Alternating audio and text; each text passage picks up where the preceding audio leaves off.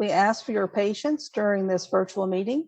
Multiple staff members are behind the scenes to make sure that the meeting runs smoothly and all applicants and citizens are able to communicate with the commission at the appropriate times. During the meeting, you will see live images or still images of DDRC members and staff. However, images of the applicant and public will not be visible. The public will also be able to participate via 3 methods. When participating, please provide your name for documentation purposes. So you can participate by watching, emailing, phoning in, or logging into a web session. And if you're watching, you can stream the meetings through City TV, which may be accessed at www.youtube.com/user/Columbia SC Government. If you're emailing, you may submit letters and statements via email to cocboardmeeting@columbiasc.gov leading up to and/or during the meeting, as this account will be monitored during the meeting. Emails and letters will be read into the record. If you're phoning in, you can participate by phoning 855-925-2801. When prompted, please enter the meeting code 7952. So if you're phoning in, you'll receive 3 options on how you can participate. *1 will allow you to listen. *2 will allow you to record a voicemail message that will be read into the record. And *3 will allow a participant to be placed in a queue so that they may speak live when prompted. If you're speaking live, please make sure your computer audio is muted so we don't get feedback.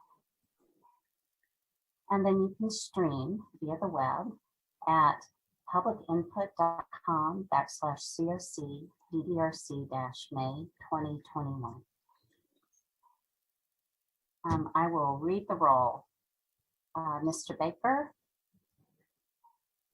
Mr. Baker, I know you're here, but I don't think you're muted.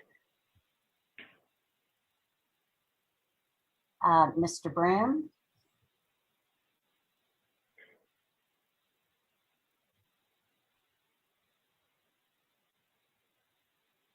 I think you're muted, Mr. Broom, but I know you're here. Mr. Dinkins. Present. Thank you. Is Ms. Fuller-Wilt here? Ms. Jaco. Here. Ms. Johnson. Here. Mr. Salibi.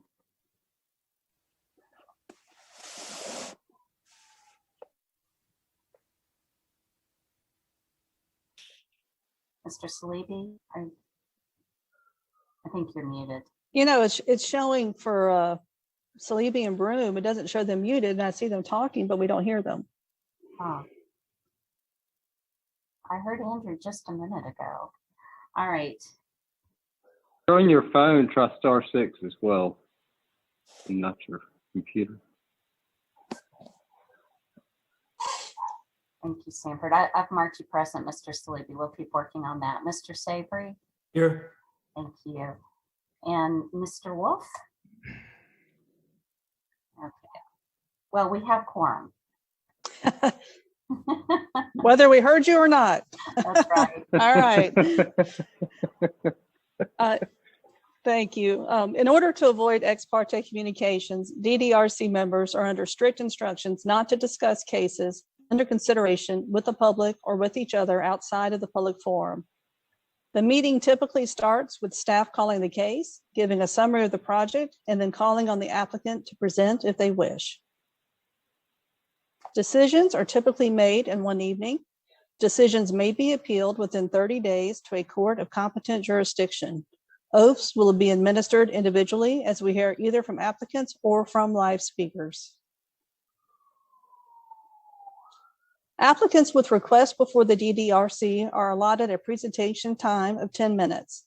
This time should include, but is not limited to, an overview of the project, case history, and any pertinent meetings held regarding the request.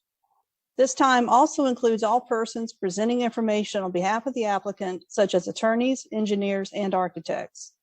This time limit does not include any questions asked by the DDRC or staff regarding a request. Members of the general public are given the opportunity to address their concerns in intervals of 2 minutes. Applicants may have 5 minutes to respond. Staff has a timer and will make presenters aware of when their time has expired. Are there any changes to the agenda? We've had one change, which was under the regular agenda, historic portion, item number 2, 915 Pine Street, which is a request for design approval for new construction in the Old Shandon Lower Waverly Protection Area A, but that has been the only change.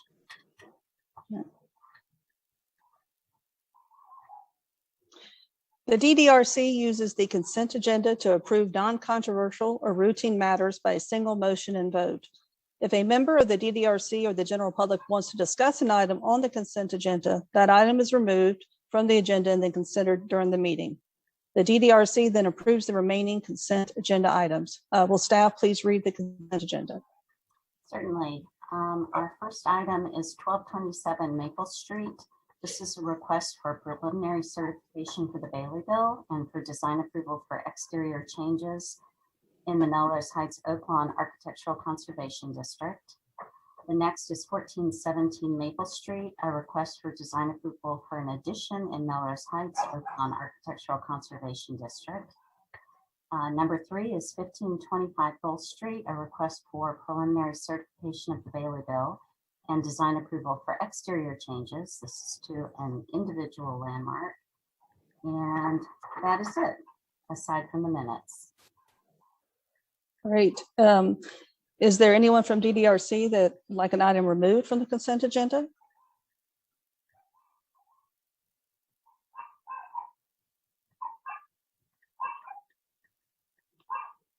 Not hearing any.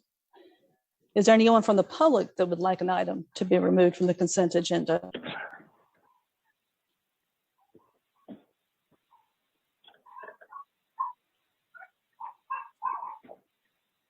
Please communicate by sending an email to cocboardmeeting@columbiasc.gov or communicate via phone by pressing *2 to leave a voicemail or *3 to speak in person. We'll pause to check if there is any communication. Look, We do not have any emails regarding the consent agenda. Okay. Gathering nothing on the phone. And at this time, I do not have any callers on the phone or any voicemails. Okay, great. Do I have a motion and a second to accept the consent agenda and also the 8 minutes? So moved. I move to adopt the consent order. Excuse me. I move to adopt the consent agenda as outlined, as well as the April minutes.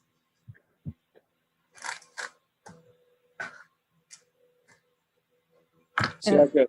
Second. Okay. Mr. Broom? Let's see here.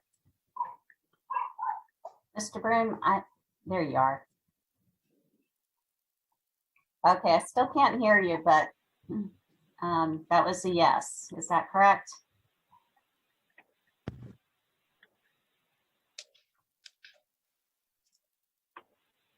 All right, Mr. Dinkins? yes. Thank Can you you, hear Ms. Fuller-Wilt.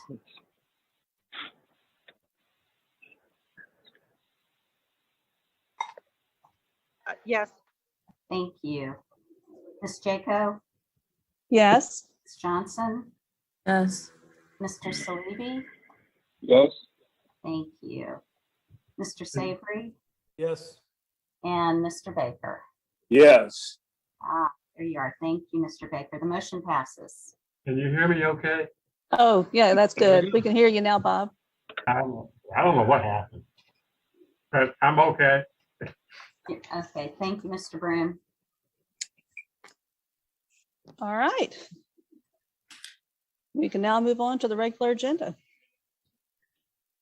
All right, this is 1209 Princeton Street.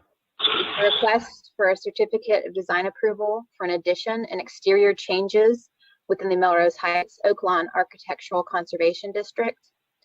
The applicant is requesting to build a brick addition off the back of the house and to paint the entirety of the brick exterior. Staff has found that the request for the addition as depicted in the submitted drawings is not in keeping with several of the guidelines. While the requested addition will be located off the back of the house, the only visible side would have no openings, creating a 19-foot solid wall brick expansion on the right side of the house. As this does not meet the guidelines for rhythm of openings or guidelines related to materials, style, and detailing, staff recommends adding at least 2 windows within this elevation of the addition with size, dimensions, placement, and style to match the historic windows on the house, with final approval of the window details deferred to staff. Likewise, in an effort to maintain integrity of the historic portion of the house per Section 4 of the guidelines, staff also recommends setting the addition in at least 5 inches from the back corner of the house. This will allow the addition to be clearly differentiated as a later change to the house. For the request to paint the brick, the applicant has submitted a letter and several pictures of the exterior. The applicant does mention a lack of tar paper inside the walls of the house, which have caused damage on the interior with moisture. But evidence provided of the brick itself shows that it is in good condition with a few areas of repair minimally visible. Guidelines for brick state that painting obscures detailing and alters the distinguishing original qualities of a building. The color of brick, as well as mortar color and bonding patterns, can be important parts of the character of a historic building. Because of this, where brick and other masonry finishes were unpainted, they should generally remain so. Preserving the original brick color of the house maintains historic and architectural integrity of the home. Therefore, based on the evidence provided in Section 7 of the guidelines, staff recommends denial of the request to paint the brick. And as previously stated, staff does recommend approval of the addition with the conditions, as I stated before, which is adding 2 windows on the right side and having it inset by at least 5 inches. And I believe the applicant is here to speak more about the brick. I am here. Can y'all hear me? Yes, hi, good afternoon. Yes. Can you please state your name? Yes, my name is Sissy Bynum. My given name is Mary Bynum, and I am so sorry. I am not computer And do you swear to savvy. tell the truth in these proceedings? Yes, I do. Okay. Can y'all see me? Can y'all see me? I do not see anything. I cannot see image. I could just Okay. Okay, I'm gonna try one thing, and I am so sorry. I'm not computer savvy, and it's I had y'all on a while ago, and I could see y'all, and I couldn't figure out how for y'all to see me. So let me try this. Let's see. Let's see. There you are. Okay, yep. Do y'all see me? Yes, we do. Okay, I don't see y'all now, but anyway, that doesn't. That's how it's going today. Okay. Yeah. And can I ask one question? Is Hugh McLaurin on this call? I saw Hugh McLaurin come in. I Yes, saw. I'm here. Oh, great. There you are, Hugh. Okay, thank you. Okay, would you like for me to speak now? You're going to have to kind of guide me through this. Yeah, staff, is that okay? Yes, yeah. If you Okay, I want to wasn't talk sure. about the condition of the brick and what you've seen with any issues. Okay, well, in the letter that I submitted to you all, I submitted many pictures and mostly, well, my concern is twofold. The aesthetic outside of the house, and I will be honest in saying that when I purchased this house, I had no idea about the Melrose Heights Historic District, nor was it on my deed, nor did either of the realtors.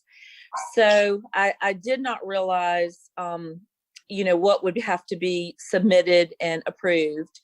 So that being said, I purchased this home. It has been a rental for many years, I think in excess of probably 20.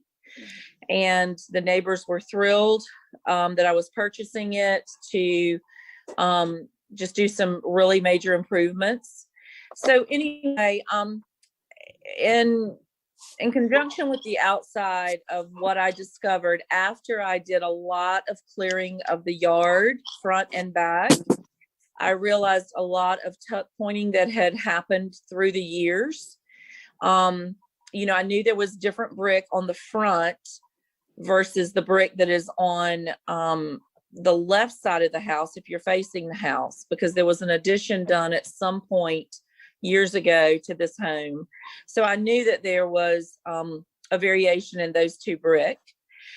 I did not realize, because it had ivy growing up all over the house, I did not realize that there was also different brick on the front of the house. The neighbors informed me that years ago, a tree fell on that corner, the front left corner of the house, taking off the front left corner and part of the chimney. And you can visibly see it's a different mortar. I think if you look at those pictures, you can see that you can definitely tell where the mortar joint separates the old and the new and the repair. And so that became quite visible when I removed the ivy from the home, from the wall, from the brick.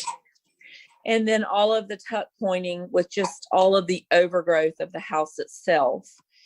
And so, you know, I would love, and then also going into the interior of the home, we realized that there was no tar paper between the wall, the framing and the brick. And so we have, you know, we had major rot and mildew in the kitchen area where the sink was. And some of that I realized, and we don't know, but it could be called from just the old plumbing and just a leak in the sink, etc. But we have a feeling that some of it, because it extended past the sink, was due to just water coming in at, you know, at some place in the brick or the mortar. The mortar has proved to be very, just very crisp and brittle, and just comes out even if you just use a hose, a regular hose.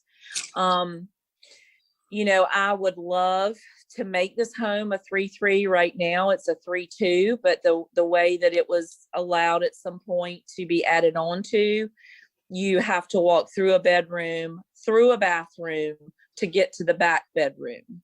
So, and there's no entry into that back bedroom.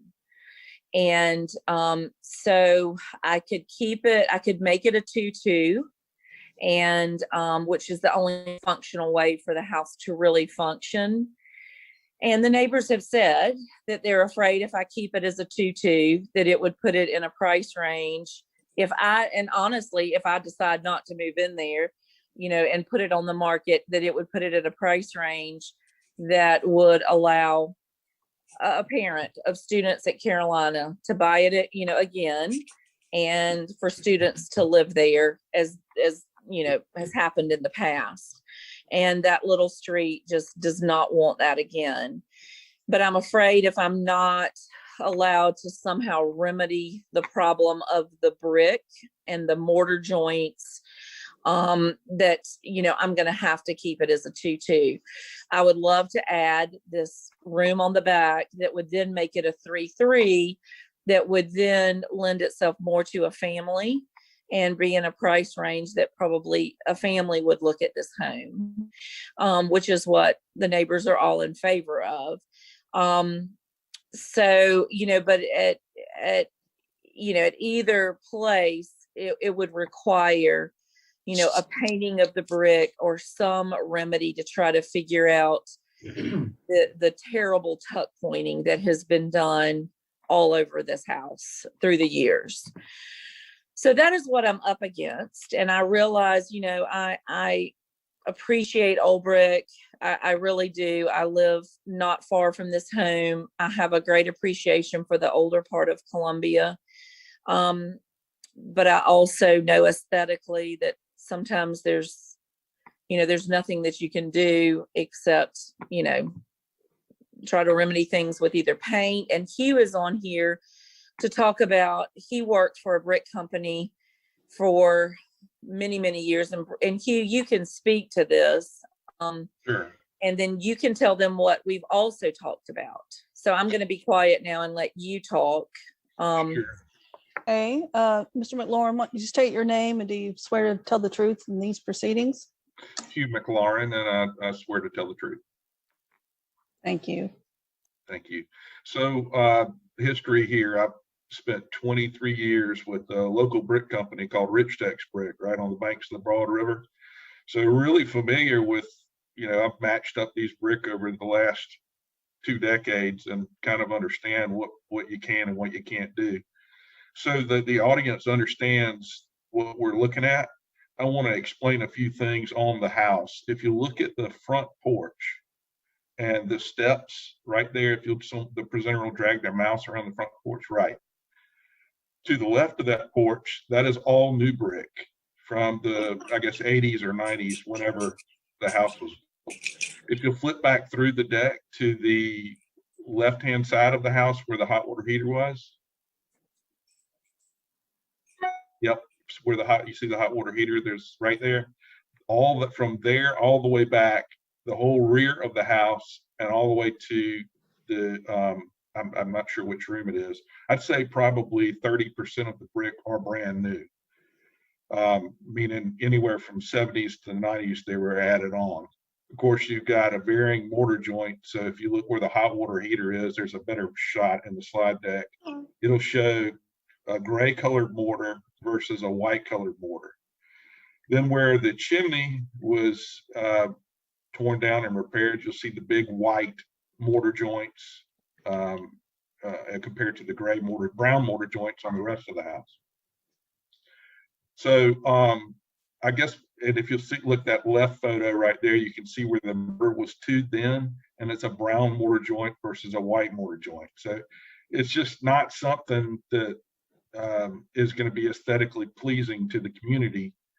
I don't know the answer unless you tore off all the brick and replaced it, or if you covered it with a specialty coating like paint or a German smear or some kind of aesthetically pleasing. But right now, that is not keeping with the historic significance of the community, considering it's 40% of it's new brick.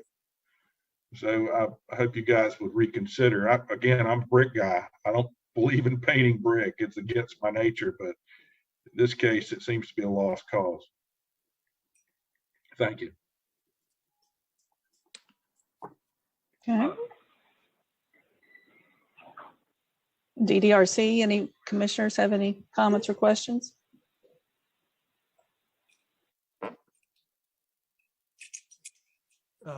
Did I understand, Mr. McLaurin, that you're saying that the brick is from the 1980s and 1990s?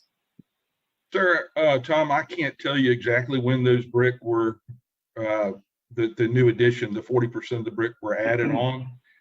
I don't know whether that would be on the property card that someone could research, but anywhere from the original house was built when, in the 1930s, Tom? That's what it looks like to me. I have no idea. Right. And then the rest of the brick looks like it was 70s, 80s. Can't really be sure. Maybe staff could speak to that, because that confuses me. Right. Where's the original portion? I was trying to figure that out too, where the original brick is. I mean, 80s and 90s is essentially current. So I'm a little confused about that statement. Sure. The front of the, if you'll, can you bring up this, the presenter can bring up the slide deck showing a close up of the hot water heater. There was a good picture in there somewhere. Sorry to sing you on a wild goose chase, but this kind of explains it and supports what I'm saying. There, right there. So that, if you look at the line, if you'll drag your cursor right above the, right there, that's new brick to your right. To your left, excuse me, that's old brick to your right, 1930s. And then and it's got a range of color, browns, chocolates, cherry, and then it has almost a Portland cement brown type mortar joint in keeping with that 1930s look. To the left, of the hot water heater and all the way around the exterior of the building, you'll find a cool white creamy colored mortar joint with a solid red brick with little range in it. And again, was taking pictures around it the other day and noticed that, you know, this is a good 30–40% of the brick on this historic house is not historic. So, Lucinda, if you go to the aerial view of the house, first slide, I'm sorry, having to move around so much. You can see that really long addition off the back. That's all a newer addition, and it was done in brick. That's what you're seeing. I can only speak to what I've seen. I do see differences in the mortar joints, so you can see where repairs have been made, but the brick appears consistent, at least from the street. On the rest of the house, I can't. So you're saying like on the front, Rachel, and from the sides, right? And you to the water heater line is, we think, original brick. Well, you can see here in this image, you can see on that corner. Can you see that line? Yes. On the front of the house, I think that's where Miss Bynum was talking about there was a repair. So some of that brick, yeah, of course, could have been replaced when that damage was done. I don't know if we have an up close of that section, or just roughly when does anybody know when that repair work was done, roughly?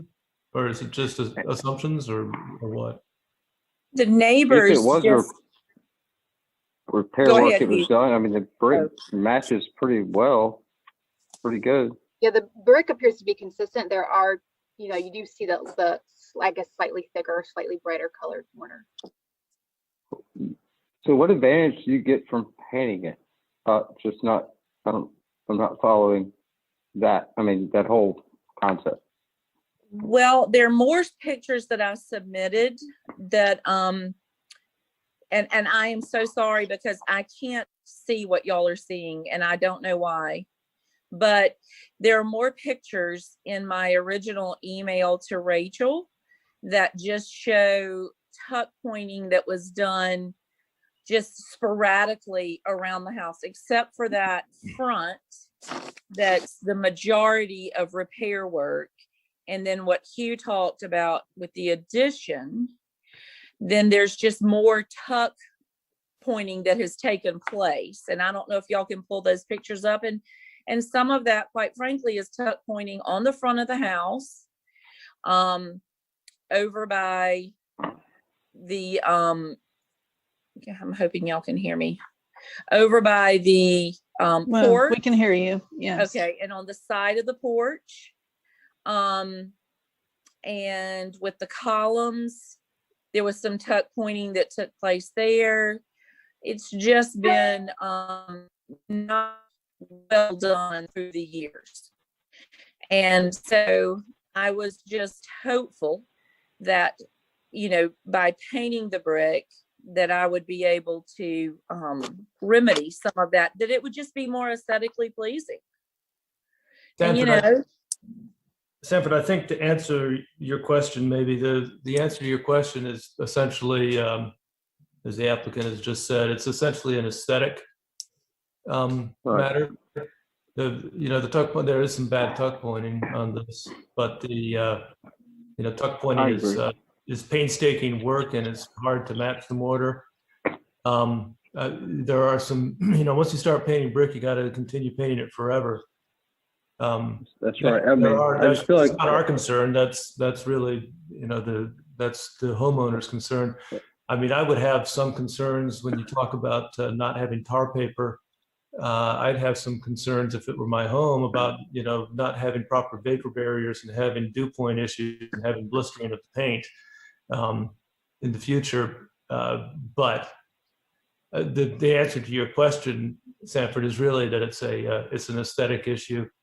It makes the exterior uniform. I was trying to understand if this is an exception to what is normally a proper guideline, in the sense that if it's true or not that there's so much replacement brick on this that's essentially contemporary. I mean, the statement that it was 80s or 90s was surprising to me. I didn't trying to feel get a that handle way. on that. I went by there. I went by there. I did not feel like it was 40% an 80s home. There was some work done, obviously some foundation and structural repairs that were done, and I think they had to replace the brick. But the majority of it to me looks 1930s. It did to me when I drove by. And that- Again, I just drove by. And that's so I just don't- my I opinion, didn't get out. from the street. Right. Right, because Well, I and think, I do Tom, have- the point you're making, I was wondering too, I mean, it seems like you've got to do some level of repair with the brick, no matter what you do to the brick. I mean, correct? Okay, Correct. Obviously, yeah. yeah. There's a lot of remedial work to be done. Tom, Hugh McLaurin again. There, I just wanted to point out on that porch where they were doing some coping repairs on brick, the entire porch to grade is new brick as well that were used in the addition in the rear of the home. Also, does the committee have any other ideas for creating an aesthetically pleasing, not a patchy brickwork job all the way around this house? Because I am, if y'all have given me permission to do this addition, then that is going to be different brick as well. And I mean, of course, I would try to match it as best I could, but I mean, we all know I can't match 1930s brick. So I'm just, I'm just trying to make the best decisions here for the neighborhood, for making this a home that would become a single family dwelling versus a rental again. Well, Ms. Bynum, what were the conversations with you and staff about some of the comments about the additional windows and the distance in the back corner? I mean, do you have any comments on that? On the windows? No, I don't. The draftsman didn't originally put windows on that side for two reasons. First of all, they're quite expensive. The clad to match the old windows, that is going to be quite expensive for windows. And then also it's somewhat of a shared driveway at the very beginning. And so, the homes are close together. So knowing that this addition is going to be the master bedroom, we just thought for privacy, it would be nice not to have windows there, but put the windows on the back of the house, looking into the backyard. So, but I'm willing to comply with that, if that's a requirement, because I do understand. I mean, I had already thought in my mind that I would do on that long span of, 18 feet, that I would do, some trellis with, plant some vines that would kind of break up that wall, so to speak. And, but I'm willing to comply with the windows if that absolutely has to be part of the agreement that, or part of y'all's approval.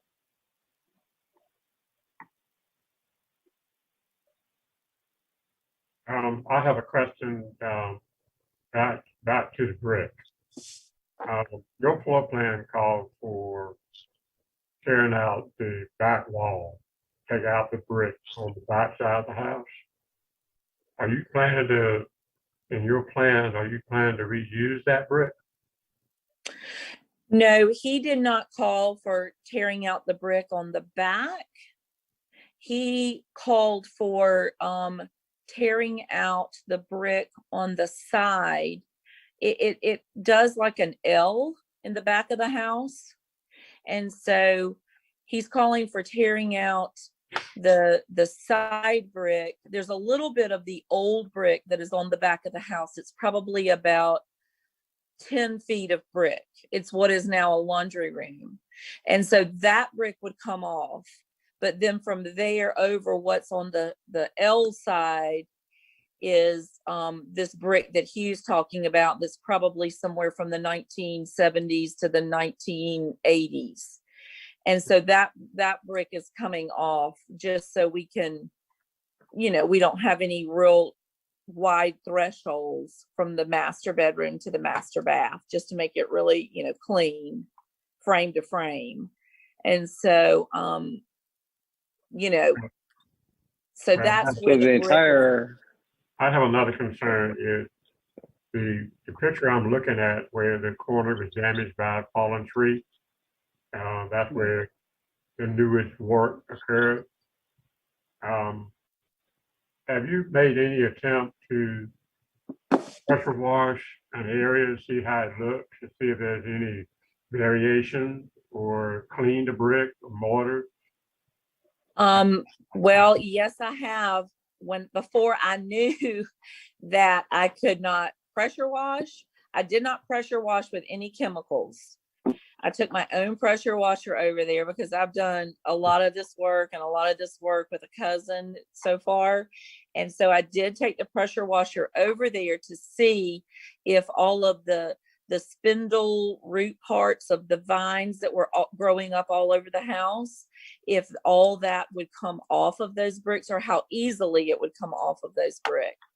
And so, yes, I have pressure washed the entire front and then the side. I will tell you, I was super careful because right away I realized if there was any pressure washing that hit the mortar, very direct, that mortar popped out, and literally, I mean, it was like I needed a chest shield on. So I really stayed entirely on the brick. I had no damage on the brick, but the mortar was just really, to me, very compromised. And that's probably what mortar does over the period of, 90 years. But anyway, it was, and I will say this, I have lived in 2 brick houses, and I bought the current house I live in on Abelia Road. It is a painted brick house. And though I've had my trim repainted, my brick is, I for me personally, and for other friends that have brick painted houses, that is, I believe, a really big misnomer, that it has to be painted like when you paint the trim of your house, because mine is in pristine condition after 13 years. And there is not a single chip off a brick or anything. And now Sherwin-Williams makes this amazing product that adheres your paint to the brick. And so it's not at all like keeping up with the trim on your house. Thank you. But, I think our concern isn't maintenance. Our concern is the historic integrity. Right. And I totally understand that. And I've made the argument that within a 2-block radius of this home, that there are 26 painted houses. Right. And so it's not like I'm really asking to do something that is not prevalent already in the neighborhood. And I understand that probably when those people painted their homes, that they painted them before the Historic Preservation Commission was in place. Well, so I do understand that. And, I'm trying to establish whether or not there is grounds for making an exception. That's what I'm trying to establish. So right. It's very narrow in what I'm trying to get at. It's so what I'm asking, and it's a question for you as the applicant. It's also a question for staff. I mean, I can see what looks like, and you spoke about the repairs on from the front facade on the left side. You can see that's obvious something was done, whether it was just repointing or whether it was brick infill. We've talked about the brick at the porch, at the bottom of the porch. Of course, you have an addition, and there's what appears to be either repointing or patch at the fireplace. I guess what I'm asking is, and it's really a question for other commissioners, a question for staff.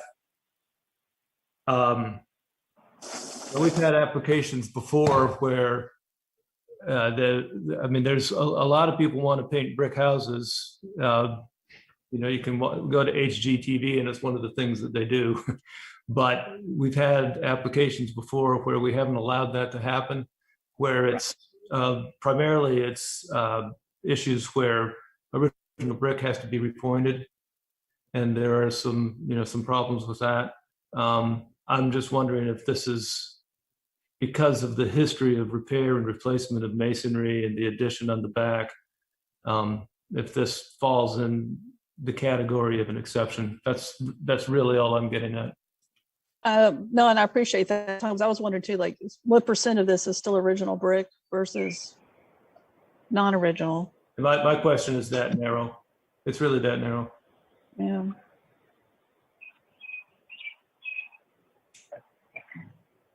Are you wanting staff's assessment on that? I'm sorry. Sure, if you I didn't know have. if you're opening a submission or what. I mean, you've been out to the house and based on my observations and the pictures that have been submitted from around the house, the brick itself on the historic core of the house appears original. Yes, there have been repairs. Yes, there have been more noticeable repairs, and y'all have seen even last month a request to paint brick with some very unattractive repairs that were made. But those were mortar issues rather than the brick itself. So from staff's assessment, the historic portion of the house, which is more or less everything except for that long addition you see off the back left side, I guess, appears to be historic. And yes, yeah, as they mentioned, there are repairs at the porch and on the other side of the house where a tree fell. Personally, I just speaking from the times I visited the property, I didn't notice them from the street. You can obviously see it in the pictures. I do see that, but you know, if it's an aesthetic issue, you know, that's a kind of an opinion. I've had several homeowners who love brick houses and would never dream of painting them, and then of course we see requests come through occasionally to paint them. So it's you know, the color of the brick as per the guidelines is part of the original architecture of the house. So that's staff's assessment. Yeah. Thank you, Rachel. I mean, I'll just say, in my opinion, I mean, I really think that you've done a good job in assessing it, but I would agree with Rachel in driving by that the visual portion is very historic looking. And I don't really see a whole lot of visual issues with the tuck pointing. It wasn't great, but tuck pointing is hard. And you know, I'm gonna say I'd have to lean to other commissioners to point this somewhere in Section 7 that would say this would be an exception, or you know, outside of the guidelines.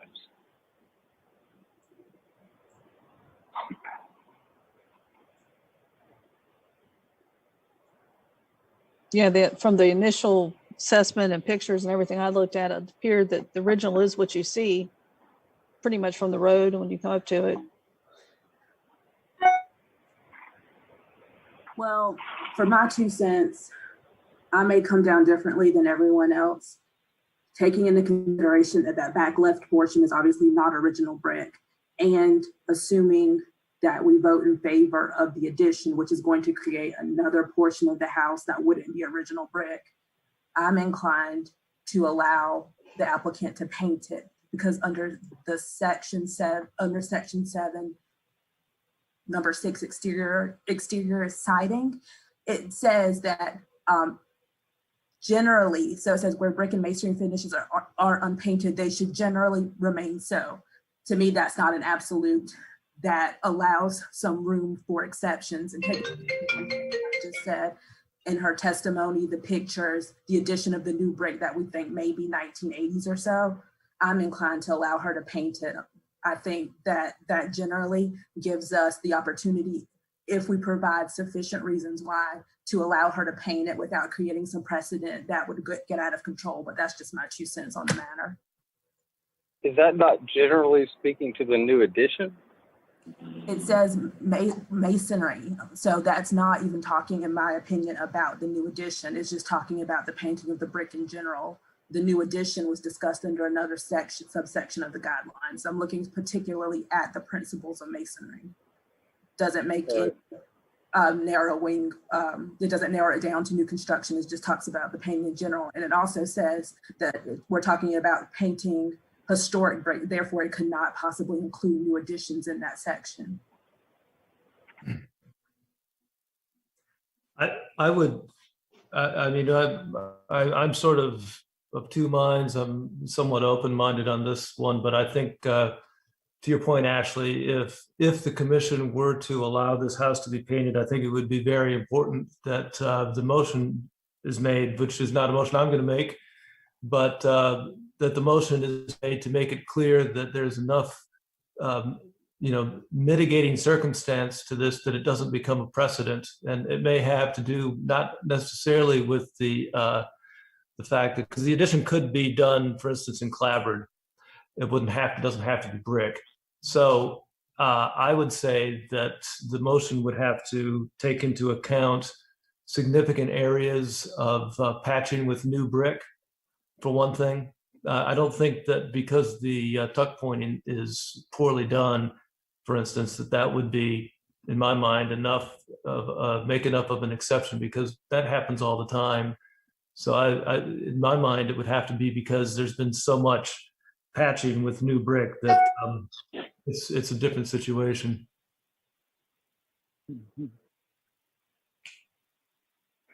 Any other comments from commissioners? Andrew Salibi, I don't know if you can hear me. Who is that? Coming through. Andrew Salibi, I'm sorry. Just very low. Use the microphone on my phone because there seems to be a problem with my computer. Let me. Or is it resolved now? I can hear you. Pardon me. Let me turn my volume down so I'm not echoing. All right. So to echo Ashley's comments, I do think the language allows us to find an exception. I don't think there's any differing opinion on that. The language that drew my attention was, let me put this back up here real quick. I guess along the lines of, without looking at the actual language because I can't find the screen, maintaining the historic nature of the dwelling. And there does seem to be so much patchwork that, and I didn't have the opportunity to drive by and see it in person, so I can't speak to what it looks like from the street. But looking at the pictures, that front left corner of the home where the applicant claims the repair work was done due to a tree falling on it, I mean, I have a hard time saying that the historical nature of the home has been, or is even maintained at this point, just because of the clear distinction in masonry that's used there. So I guess my point is, I don't think allowing her to paint would take away any more from the historic nature of the masonry, more so than is already done by the repair work.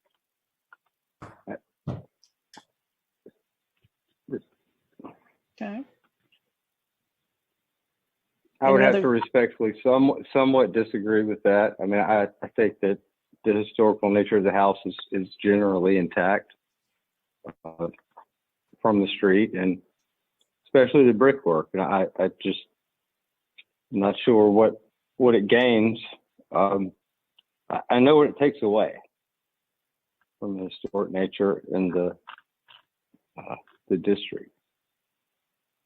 And I will say this, I didn't include this in the evaluation. This house and the one next door are very similar. If you look at the Sanborns, they had a very original, the original footprint was very similar, and you look at the details, they have that kind of off to the side porch.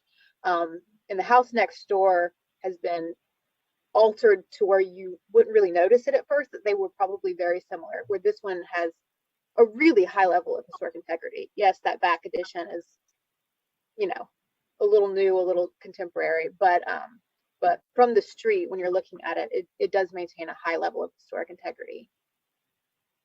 Well, I would agree. I have a question, just not that I've been able to find my screen. Looking back at the language of section 7, paragraph 6, the last sentence, under some circumstances, yada, yada, painting brick may be appropriate as a protective measure. I'm assuming that refers to protecting the brick and not necessarily the dwelling as a whole. Is that right? And if so, could you please give some examples of what an appropriate protective measure would be?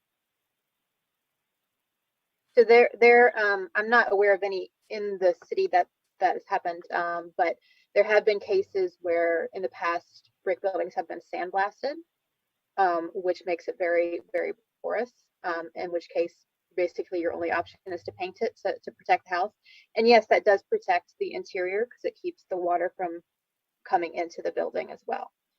So yeah, if the brick is compromised in a way where it's causing damage, I mean, yes, the brick can crumble, but it can allow moisture to get into the house itself. In that case, yes, you may need to paint it to prevent further deterioration. So then a follow-up is there any credence to what Ms. Bynum is saying about the water damage to the interior of the house because of the lack of the tar paper? That maybe painting is necessary in this case to create that water seal that you were just referring to? I can't speak to that personally because I don't know how the house was built. I do know houses were typically built with a cavity, which, in some cases should wick the water, mitigate the water that way. Not all old houses are going to have tar paper. I imagine there are a few that were built exactly like this one. But I have not seen damage on the interior, and I have not, I don't have any evidence of it. So I can't really speak to what may have caused that. I think she mentioned it could have been plumbing even. It could be roof leaks. So I cannot say in this case whether or not that is what is actually causing an issue. And can I ask Hugh to speak to this, because I want to be in this process. I really want to have the utmost integrity. So I don't want to hide anything that I know may be true about brick and painting it. So Hugh, would you tell them what you told me about painting brick, that maybe it's not always the best thing? So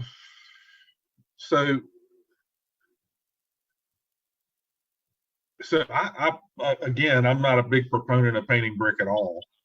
But for this point, the aesthetic value of covering up 24 mortar patches where they were tuck pointed with white mortar into a wall plane of brown mortar, basically is what the 1930s edition was.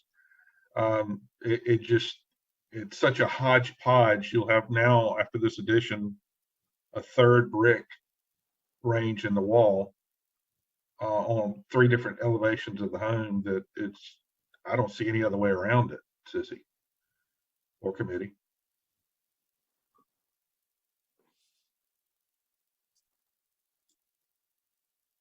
Well, it seems to me we're trying to justify, covering up the historic portion to match the newer. And or to maybe not do more effort to repair what's there, or I guess that's what I'm trying to understand as well. Yeah.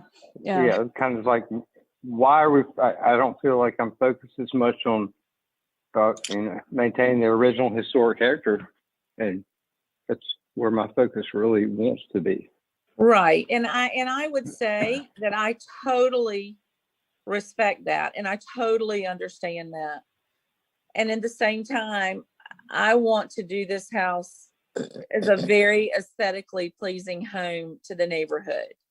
Understood. I mean, our focus of this committee, of course, is the preservation and not so much aesthetically how it looks. And I think, we may just have to plow forward and see who makes a motion and how the chips fall, because I think we could debate this for quite a while. Is there any other comments, or if not, do you want me to move to public comment? Staff, Amy, is that appropriate? Sure, if the commission is through discussing. Yeah, right. And I definitely want to make sure everybody, is anybody else, any other commissioners have any other comments? Hey, this is Taylor Wolf. Amy, I wasn't I got the times mixed up earlier, so I've been listening in for the past 20 minutes, 30 minutes since the start. Do I need to swear in or anything before making a comment on this? No, I don't think you do, Mr. Walker.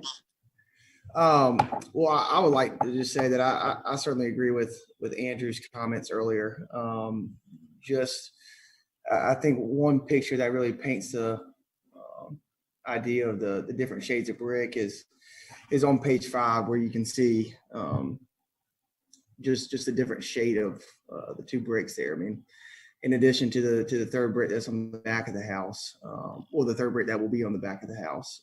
Matching bricks is just about an impossible thing to do from times that I've been involved with it. I think just, understanding, trying to maintain the historical nature of the property, and that's our goal here. I think that's going to be a tougher feat to accomplish than maybe we're giving credit for. And so I would like to, ask the commissioners to keep that in mind if there is a motion made, in favor to paint the house.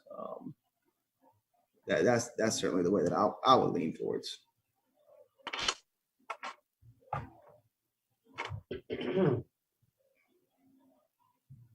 Well, I think the only comment I would add to that is, and Taylor, I'm not sure exactly when you came in, but depending on what is used on the addition, it could be done in a way where it's not another conflicting brick. So I think there are ways also to address that. But thank you. Yeah. Any other commissioners? Any other comments? Yeah, sorry, I don't mean to hold us up. I guess a question I have for other commissioners who might be feeling a little differently on this, that I guess that maybe we can still preserve the historical character. Might I ask, looking at it, I don't really see one clearly defined character. I mean, I guess maybe you could look to the front right part of the house, I guess just to the left of the front porch, and say that's from the 1930s, and so that's the historical character. But preserving it for the whole home, I mean, I think that ship has sailed. Just looking at all the patchwork, looking at the repair work. So the question maybe to other commissioners who feel differently is, what is the historical character we're trying to preserve here?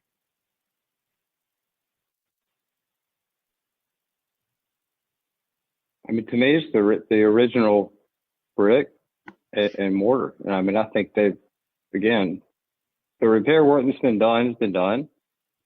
It's not terrible and it's difficult, but I don't see any reason in covering up what's there that is still, maintains the historic significance of the house. It's just my opinion.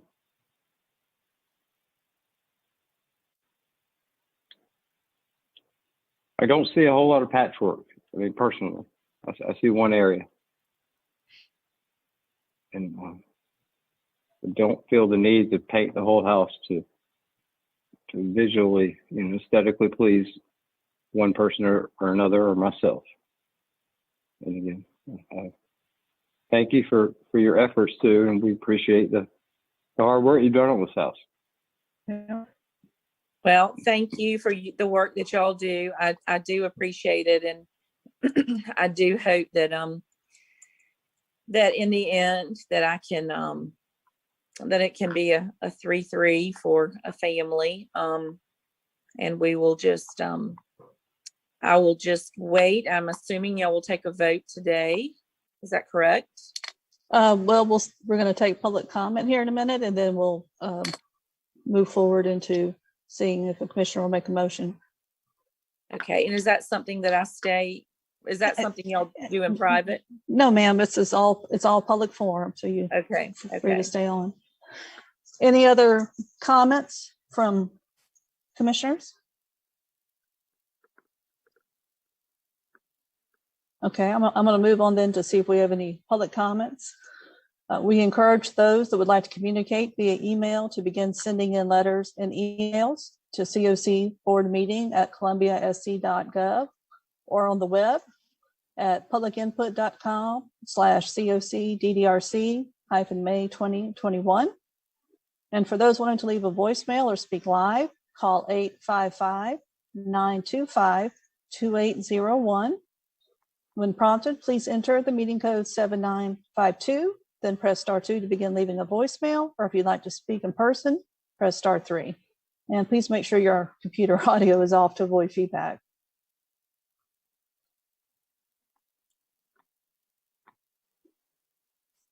Any comments received, staff? Yes, we have a few emails that have come in. The first one is from Josh Shelton, the president of Historic Melrose Neighborhood Association. I am writing in regards to 1209 Princeton Street. Our neighborhood association agrees with the addition extension to the property as long as it meets the preservation staff's recommendation of adding 2 windows that are appropriate and fit within our guidelines. However, we do not agree with exterior changes such as painting brick, which violates or goes against the Melrose Heights Oaklawn Architectural Conservation District's design guidelines. Guidelines for additions, section 6, paragraph A reads in part, while these additions are permitted, they should serve to reinforce and not detract from the existing architectural form and design of the building. The size and scale of the new addition should be in proportion to the historic portion of the building and clearly subordinate to it. Guidelines for painting brick, section 7, paragraph A6A reads in part, painting historic masonry is another concern. The color of masonry, particularly brick, is often an important part of the character of a building. In addition to color, the bonding pattern, treatment of mortar joints, and texture are significant parts of brick buildings. Where brick and other masonry finishes were unpainted, they should generally remain so. We welcome the revitalization of this property as long as it is in keeping with the Architectural Conservation District's guidelines.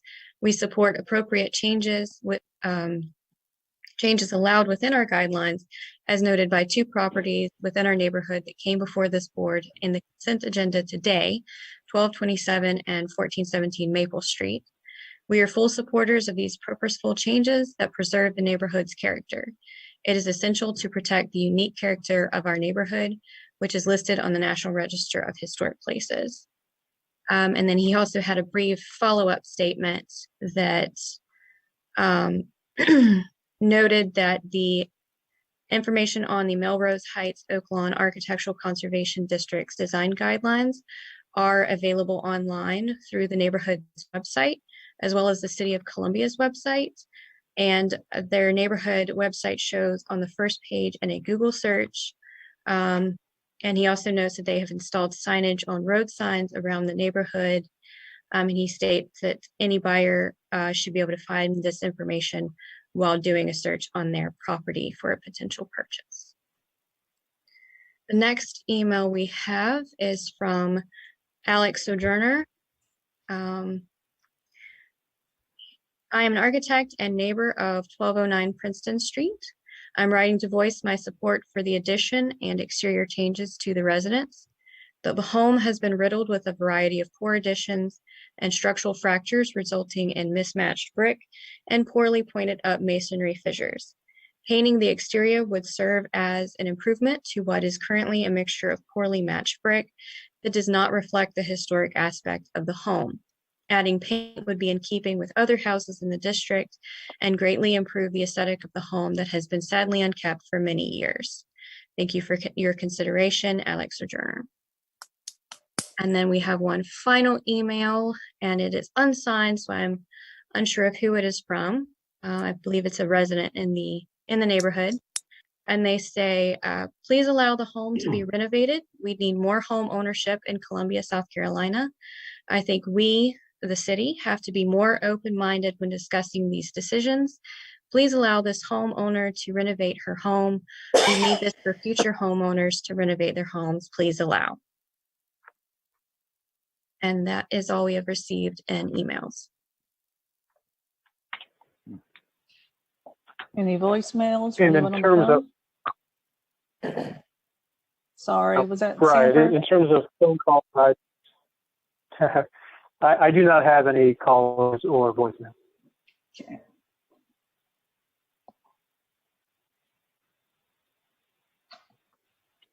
Any comments from the correspondence that was received?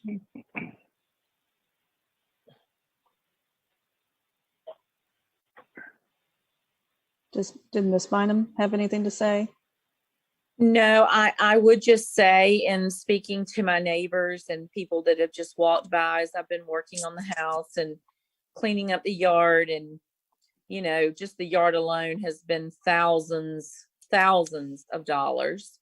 And I look at the end of our street on Princeton at a house that is so disheveled. The yard is growing up with weeds and it looks totally unoccupied. And I think, gosh, it's really a shame that someone is trying to come in and really clean up a house and a yard for the neighborhood and for the immediate neighbors, but yet other houses are allowed to be totally unkept. And I know that's probably not even anything that y'all speak to, but somebody really needs to take note of this other house on Princeton. It's really a crying shame when you speak of historic integrity.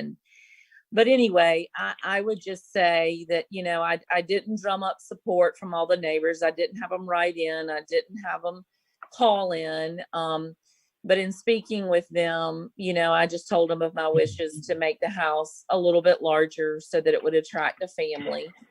And, you know, that ultimately I knew that it was the call of the commission, and they were very much in support of, you know, Sissy, I think, you know, in light of everything, painting this house would be such an added bonus. So, you know, that is, you know, what I want to interject as far as speaking to the immediate neighbors and even down the street. You know, that is what has been shared with me, and nobody has had any issues at all with the painting of the brick. And, you know, it's a house out of the Sears and Roebuck catalog. And, you know, that was of that time. And, you know, you got your house plans from there, and there's nothing, this house doesn't have any real curb appeal except maybe the old brick and maybe the craftsman style. But, you know, I think it's, I think, I don't see that painting the brick would really deter from the home itself.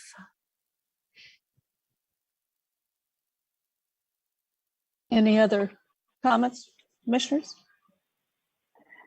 I'd like to make just one final comment. And again, I am not going to make the motion, but I would ask that, and I don't know who's going to make the motion, but to my mind, if there is grounds merit for an exception, I would not say that it's because there's going to be an addition that's going to be brick that will be hard to match what's existing. Because as you said, Chloe, the addition doesn't have to be brick. So I don't think that would be the exception by which I would vote to allow the house to be painted.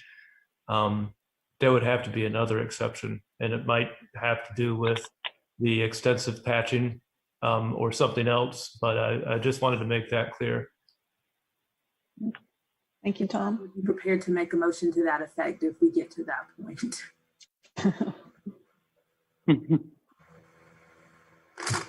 All right, if there's no more comments, and someone can attempt a motion. All right, I will. All right. Taking into consideration Section 7 of the Melrose Heights Oaklawn Architectural Conservation District guidelines, the correspondences received from the public, the fact that there has been significant patching with new brick, the materials submitted by the applicant, the testimony offered, and the fact that an existing portion of the home already includes a newer brick, I move to grant the applicant's request to paint the brick exterior of her home. This motion was not based upon the tuck pointing we discussed earlier.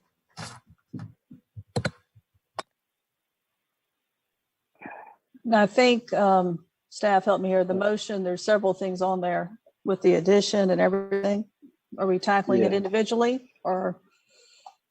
Well, y'all tell me if you want to do it. I was going to make two separate motions, one to address the exterior paint, then a separate motion to address the addition itself. So that was the first item, if that works Okay. at all. Yeah, no, that,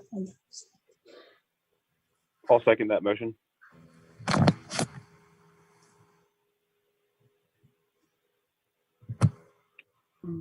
Mr. Brown? Sorry, I don't know if that came through. I will second that motion. okay. Moving to a vote, Mr. Broom. I don't know if you heard Amy call you. Yes. Mr. Jenkins? No. Ms. Fuller Wilt? No. Ms. Jaco? No. Ms. Johnson? Yes. Mr. Salibi? Yes. Yes. Thank you, Mr. Salibi. Mr. Savory? Yes. Mr. Baker? No.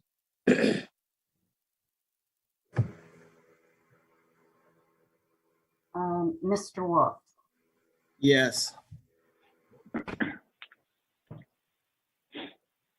The motion passes 5-4.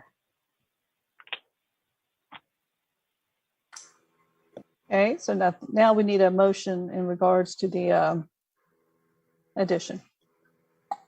I'll go ahead and do that. So I'll move to recommend a certificate of design approval for an addition at 1209 Princeton Street, which is partially in keeping with sections 5 and 6 of the Melrose Heights Open Lawn Architectural Conservation District, with the following conditions: that a minimum of 2 windows be added to the right elevation with size, dimensions, placement, and style to match the historic windows on the house. Windows should be wood or aluminum clad with exterior movements to be visually compatible with historic windows. With the final design approval deferred to staff. The addition to be set in at least 5 inches from the back corner of the house so that the addition is clearly evident as a latter change to the house, and all other details are deferred to staff. And I'd like to add into that, if any bricks are removed for the addition, I would request that they be, try to be used elsewhere on the structure.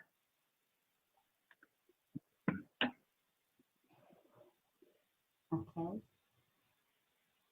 Do we have a second? Second. Mr. Brown? Yes. Mr. Jenkins? Yes. Thank you. Ms. Fuller Wilt? Yes. Ms. Jaco? Yes. Ms. Johnson? Yes. Mr. Salibi? Yes. Mr. Savory? Yes. Mr. Wolf? Yes. And Mr. Baker? Yes. Thank you. The motion passes.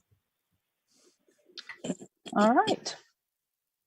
Commissioner, I'm going to sit out this next one. It's informational. Information, okay. Move on to our next item on the agenda. Can I just thank everyone? I really thank you for your service to our community, and thank you. Yeah, thank you. All right, so the next one, this is an informational presentation for 2222 Main Street.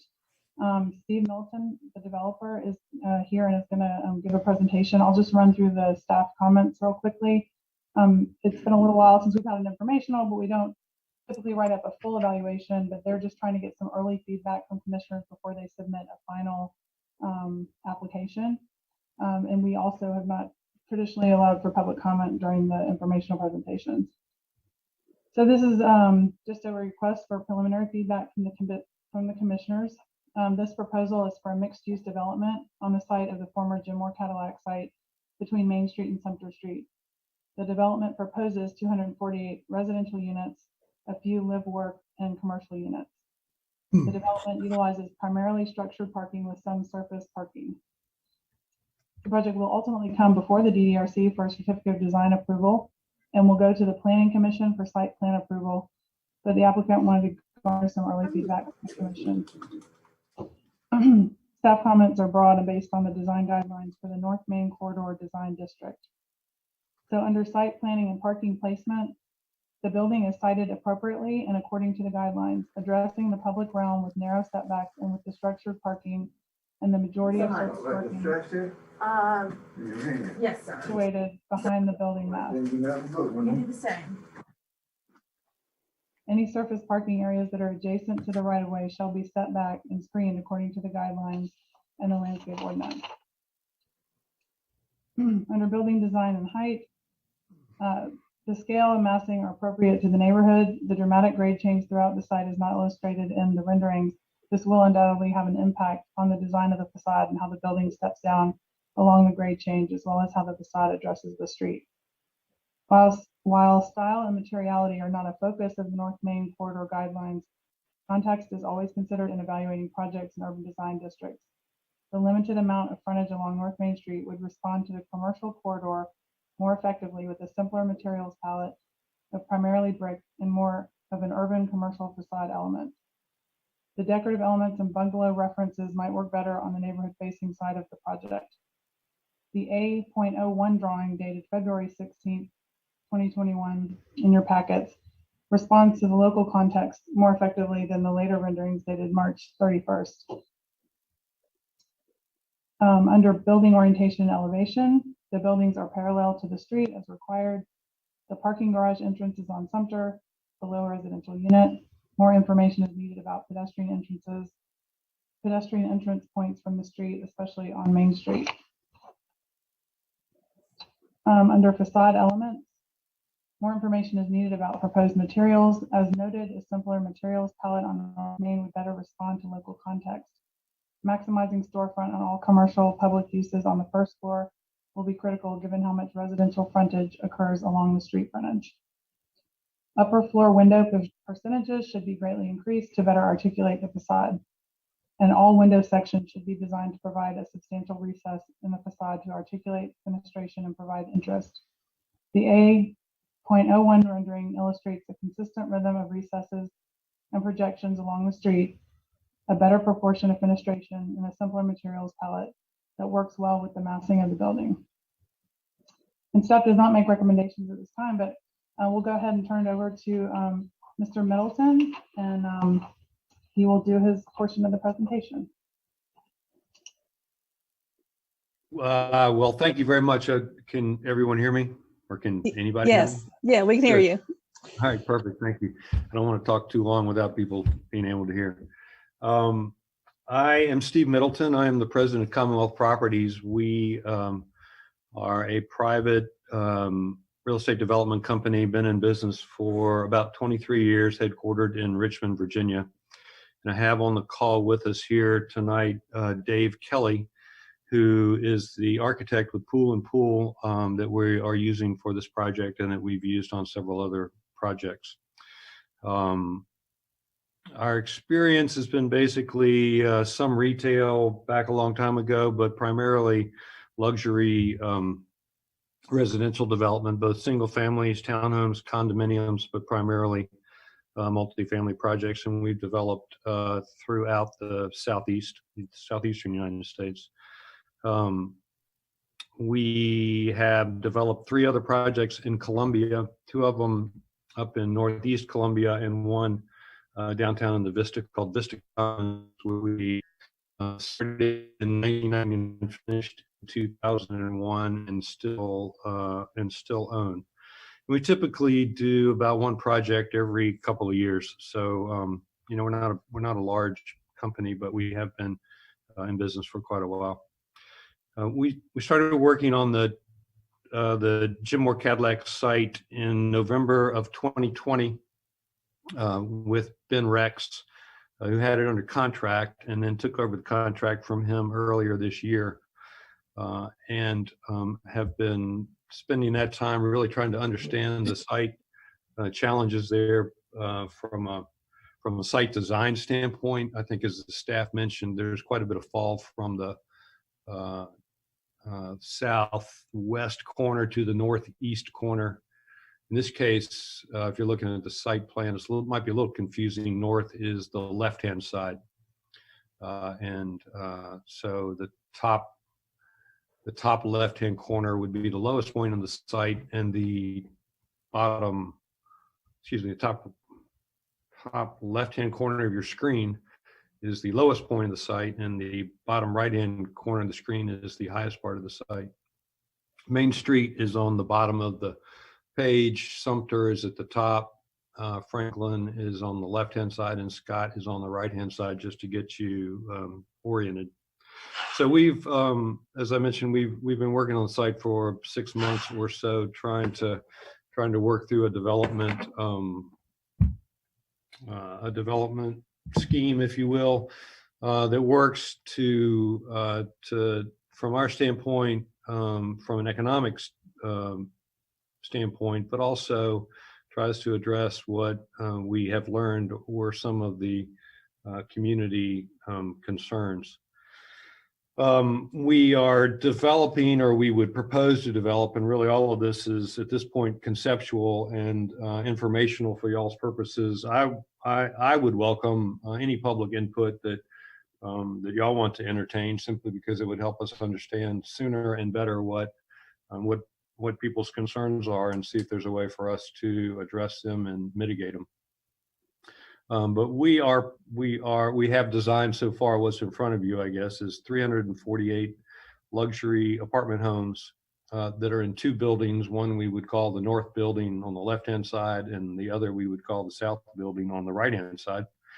And in between is a about 350 or so unit parking deck. There's some surface parking between the parking deck and Main Street. There is an amenity area that fronts along Main Street, which is designed to give the Main Street frontage of the project a more commercial feel. There is a proposed future development of about a 4,500 square foot building up on Main Street that would be a commercial building that we would anticipate being used for something like a bodega or specialty grocery. But we don't have any leads right now in terms of tenants for that space. And then there's also about a 2,500 to 3,000 square foot restaurant at the corner of Sumter and Franklin that has an outdoor seating patio. Yeah, right there where you see the cursor. So we think, and the kind of the feedback we've gotten from the neighborhood representatives that we've talked to, is that would be a good addition to the neighborhood there. So we would propose to take care of all of our parking needs on site. So whatever the zoning requirement is based upon where we end up with the total number of units and square footage for the commercial space, we would have on site in the form of that parking structure, as well as that limited surface parking that we have. I think the site could be zoned for substantially more density than we're putting on there. We're limiting the height of our structures to 3 stories because we think it's important to try to fit in, blend in architecturally and messing wise with the existing neighborhood. I would say that we have commissioned a parking study and a traffic study, which should be completed sometime in the next 30 days, which we would be happy to share with the staff as well as the neighborhood groups. Undoubtedly, we're going to generate more traffic than what's there because what's there is not being used. So we've got an access point on Sumter, two access points on Main Street, an access point on Scott. So there are several ways to get in and out of the site. The residential traffic is generally sort of scattered throughout the day. There's a little bit of a concentration in the morning with people going to work and in the evening coming home, but really the traffic is for the most part scattered throughout the day. We proposed these conceptual elevations that we worked through with Dave. We had a previous architect that had done some elevations here. They are all conceptual in nature. I welcome the staff's input on them and would look forward to working with them to, to develop building facades that meet the design guidelines. I would say finally, I guess, as part of the last part of my quick presentation is that we're not student housing developers. This would not be a student housing project. We have worked hard to try to even have Vista Commons not be a student housing project, even though it is much closer to USC. We have a leasing policy there that we would also include here that would preclude people who are under the age of 22 from having co-signers on the lease with them, so that if you were 21 years old or 19 years old or 18 years old and you wanted to live here, you would have to qualify from an income standpoint, or I guess an asset standpoint. If you had a trust fund, you would have to qualify on your own. You could get a parent or a guardian to sign for you. Not to say you couldn't live with a parent or guardian, but it would have to be the parent or guardian's primary residence. So we've been pretty effective with that over at Vista Commons. I think we've had some people slip through the door. We recently raised the age there from 21 to 22 to try to address that. We would welcome graduate students who we view differently in terms of our resident mix and their compatibility of lifestyle with other folks than undergraduates. But primarily we would see this as being, recent graduates, young professionals, maybe some not so young professionals, maybe even some empty nesters or retirees who want to move in from the suburbs and experience a more vibrant lifestyle. So we're very excited about the site, very excited about the development, very excited about being part of the North Main community, and would welcome any sort of feedback, comments, questions, suggestions, compliments that you might have. All right, well, thank you. I'll open it up. If any commissioners have anything they'd like to share? I'd like to make a comment on the rendering. Go back to the floor plan or the site plan. The parking deck. You said the entry is from Main Street. Is that right? There are several entrances. There's an entrance, a main entrance off of Main Street, right between Franklin and Scott, that goes directly back to the surface parking area and then into that parking garage. So if you see the cursor moving back, that goes right in there. There's also an entrance off of Sumter, which goes almost across, I think it's Jefferson, no, to the right of that, right there. Oh, So I see that. Okay. Yeah, there's an entrance there that goes, basically drives under the building to get in there. And then there's another entrance on Main Street up in the bottom right-hand corner and to that little surface parking spot. Okay. They're off of Scott and right there, yes, off of Main. Good, thank you. Do you have a rendering of the parking deck, or is that still on the board? I do not have a rendering of the parking deck. The part that faces Main would look like a parking deck. The part, but it's, well set back from Main and visually blocked by the apartment buildings and what that future building would be. And the part that is along Sumter is screened by those live work units, that 1, 2, 3, 4, 5 live work units that you see there. Those would be probably 2 stories high. The parking deck there is either 3 or 4 stories high. But the bottom 2 stories would feel like live work commercial space, where you could have a lawyer or a accountant or a tailor or somebody operating a shop on on the bottom level, and they would live above is the idea. You know, if we can't find someone to occupy the bottom space as commercial, then they could also use that as residential. But it's really set up to give us, you know, to a street presence, if you will, for as commercial space along there.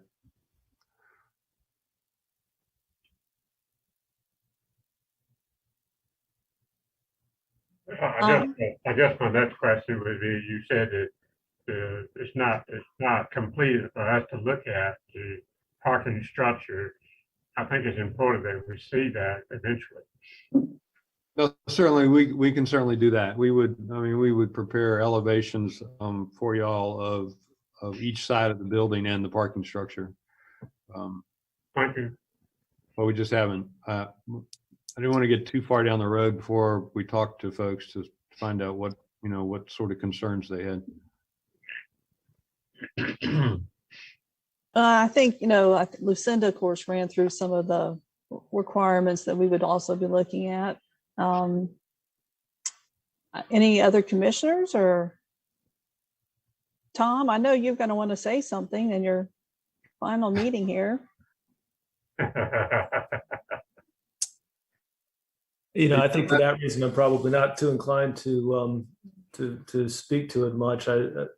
I would. The only thing I would say is, generally it seems as if it's meeting the intent of the guidelines. I would, as I always say, if I were still on when this comes to the commission, I would encourage restraint in terms of the different, the variety of materials that are used, especially where you have masonry.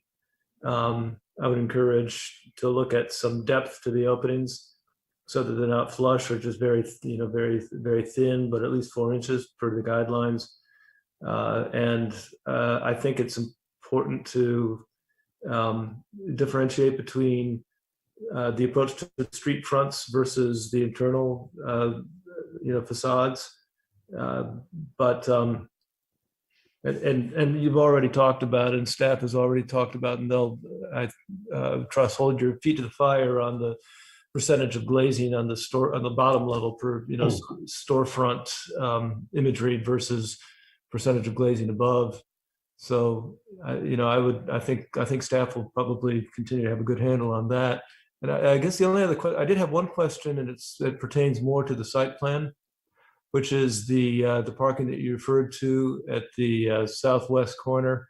I'm just curious about the need for the in and out on Main Street, because I'm wondering if it wouldn't be possible to extend the housing piece a little further south along Main Street and perhaps have the entry to that surface parking on whatever the side street is. That's just as a way to continue to infill the street wall along Main Street. But I don't have a strong feeling about that. It would just be something that I would encourage.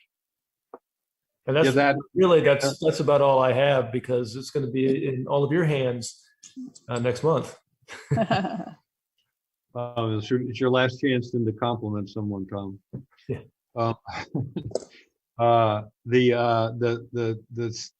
The curb cut into that little parking area that you had pointed out,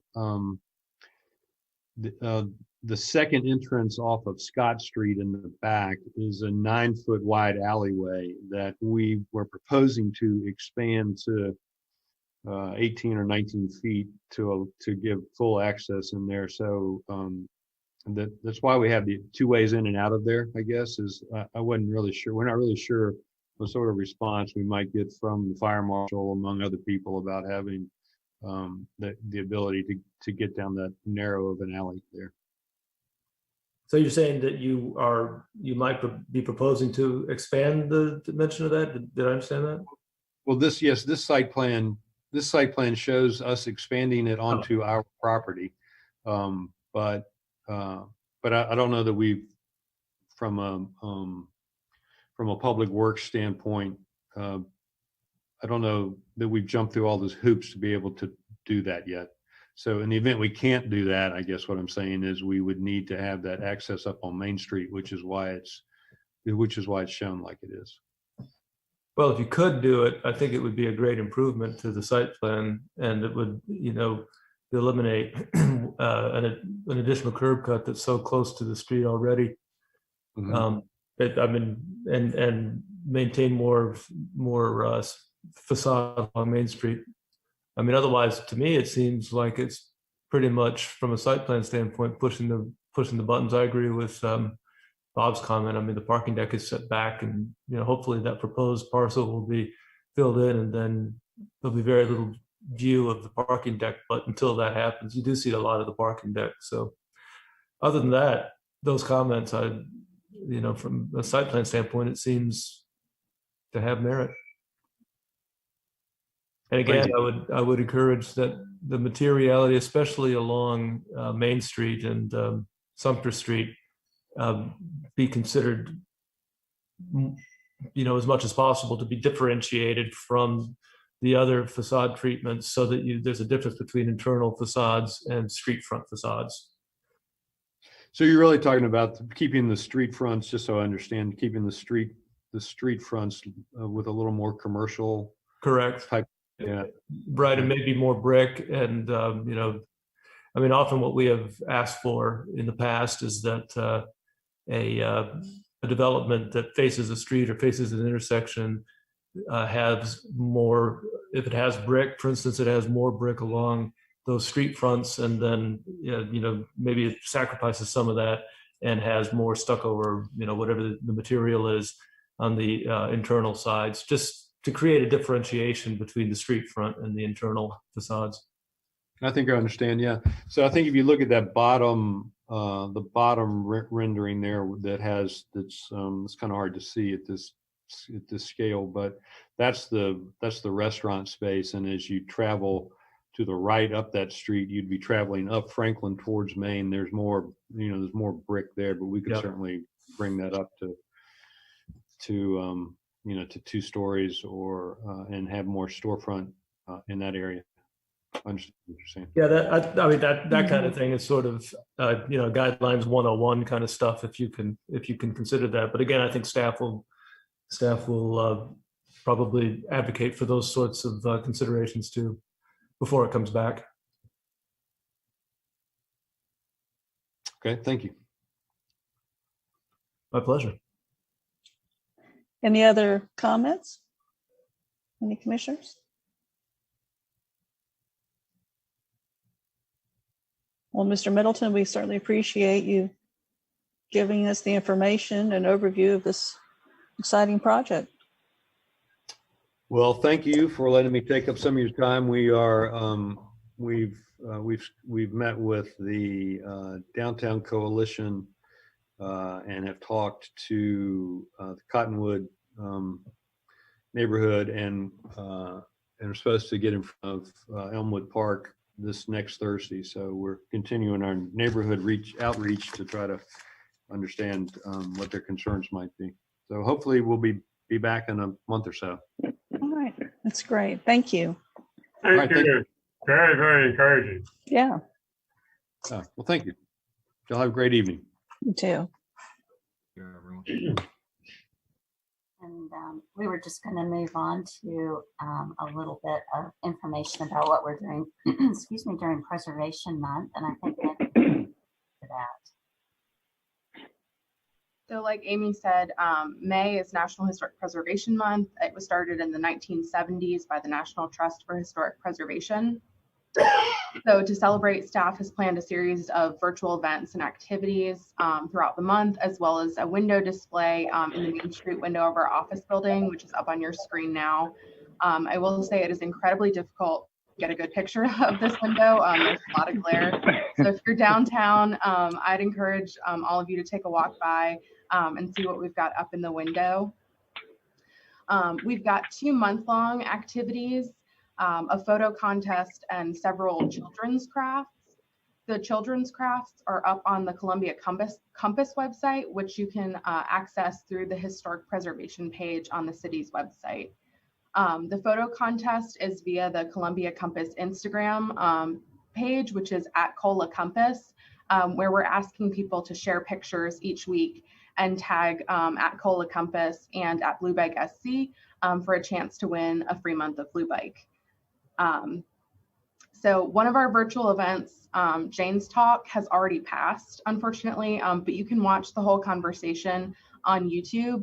This was an adaptation of a past event, Jane's Walk, which happens in cities across the country each year to honor urban planner and activist Jane Jacobs by getting to know the cities we live in. And as we couldn't meet in person this year and experience historic places as a group, we decided to meet with several historic district residents over Zoom and talk about why they love where they live and why historic preservation is important to them. So you can find that recorded conversation on the Historic Preservation playlist on the City of Columbia's YouTube channel. And you can see that link is up on the screen now. Another adaptation of past events are the virtual bike rides. These 2 self-guided bike tours are or will be available on the Columbia Compass social media pages, Facebook and Instagram, as well as the city's YouTube channel. Each tour focuses on a different topic related to Columbia's history, and there's commentary provided by staff and directions to each stop. And these will continue to be available after Preservation Month. The last item is an event that we're hosting next Thursday. This is Historic Preservation Trivia. We're hosting that via Zoom, and it'll start at 6 p.m. We'll be covering a variety of topics, including local history, architectural styles and terminology, and general historic preservation knowledge. And you can register yourself or a team by emailing preservation@columbiasc.. And we'll have prizes for the individuals or teams with the most points at the end of the night. So we hope you'll participate in trivia and the other activities that are a part of Preservation Month. But another way we celebrate Preservation Month is by choosing a winner for the Mabel Payne Award. And Rachel's going to tell you about the award winner from this year. Right. So each year we award the Mabel Payne Award to an individual or an organization who has done great work in preservation through advocacy or through maybe a project over the years. This year we have awarded the Mabel Payne Award to the Historic Melrose Neighborhood Association. They have made great efforts over the past few years, especially in getting the word out for historic preservation, being very supportive of their historic district nomination. They added the neighborhood to the National Register back in 2016. Since then, they have a really great website, very easy to find online, that has all the information about the neighborhood, a little bit of history. It has links to the website for the city, so people can really easily find their way around. Personally, being the planner, oh, Martha's there, being the planner who oversees this district, most of the time when I get an email about a project going on in Melrose, it's so-and-so told me to call you, or so-and-so wanted me to reach out to you before I start this. So they're really good with word of mouth as well, getting the word out and making sure that their neighborhood is protected as they have established with the guidelines and as they want to continue to do with the National Register nomination as well. And we do have Martha, I think Martha Fowler and maybe Josh is here too. Just wanted to thank them so much for the great work they've done. And if either of you wanted to say anything, you feel free to jump on camera or jump in. This is Josh. So as Rachel mentioned, I'm the president of the Historic Melrose Neighborhood Association. We were definitely honored to get the award from the City Preservation Office this just last month. And so, preservation to our neighborhood is very important. As mentioned, we recently elevated the neighborhood to a National Register district. The decision to be in an architectural conservation district and to make ourselves a National Historic District was a neighborhood decision, and it's one that we revisit regularly. We always make sure that we have a pulse check on what do the neighbors want, and it's still a very popular thing here in Melrose to preserve our old homes here. With the efforts in preservation, we are seeing a great increase in interest in our neighborhood. It's become a very desirable place to live. Home values are well on the rise, as I recently experienced. I actually just traded houses here in the neighborhood, and my stipulation was I needed a bigger house, but it had to be within the neighborhood boundaries. So it was a very exciting and stressful time to be in a hot market that Melrose has become.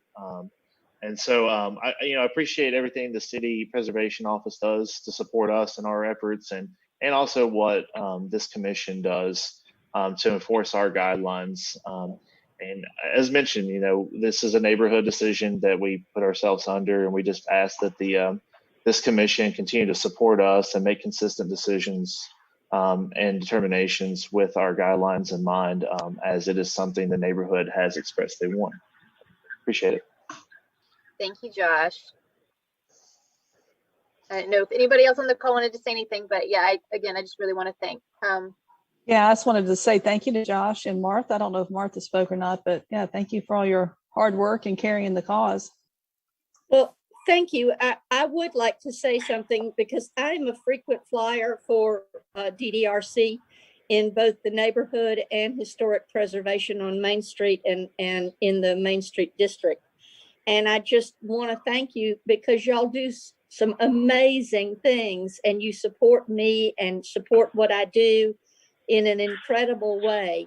But I want to give you a little tidbit today because like deciding today to paint that house, that goes a little, that was a decision we made when we picked our historic guidelines that we did not want to paint any more red brick houses or any color brick houses and make them something different.